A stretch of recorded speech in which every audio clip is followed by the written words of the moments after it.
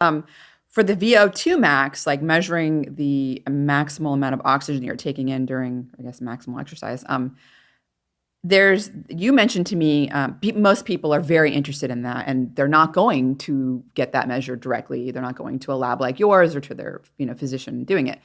But they want to know, should I do it? Or is there a estimator I can do that's good enough? Or how do I decide if I should or shouldn't? Like what, like athletes, probably, maybe they should. But, so this online calculator, the World Fitness Level you mentioned, maybe you could talk just briefly about the science behind that and Sure. how people can decide. I'm not associated with this at all, but World Fitness Calculator it's a valid calculator for estimating VO2 max. And so what I mean by that is it's based largely on a lot of research that's been conducted in Norway, in particular Norwegian Technological University. They've been real pioneers in a lot of interval training research. And so the bottom line is they have a lot of data on measuring things and seeing how they correlate or are related to or can predict VO2 max.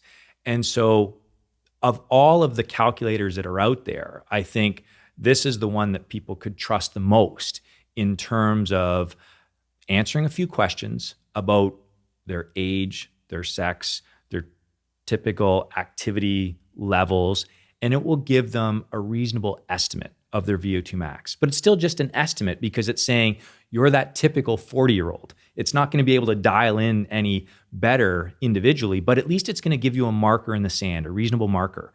And even if it's not precisely accurate, you can rest assured that it's going to allow you to track changes over time. So you plug your answers into the online calculator, it spits out a value and says your VO2 max is 38 or 45. And then you engage in some sort of training program for 3 or 6 months. And then you do it again. And if you see a directional change up or down, hopefully up, you can be reasonably confident that your training program has been effective at increasing your VO2 max, even if the precise number is not 100% accurate. Yeah, that makes sense.